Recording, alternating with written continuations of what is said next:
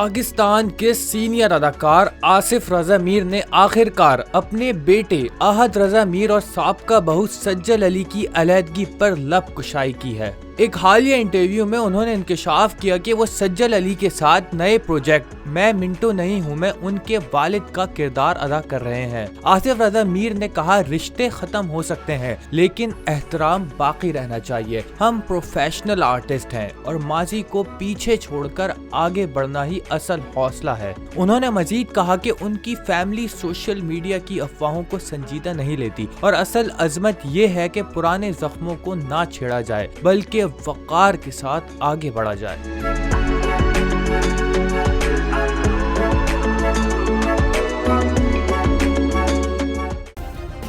Subscribe کریں اور بیل دبائیں تاکہ کوئی خبر رہ نہ جائے۔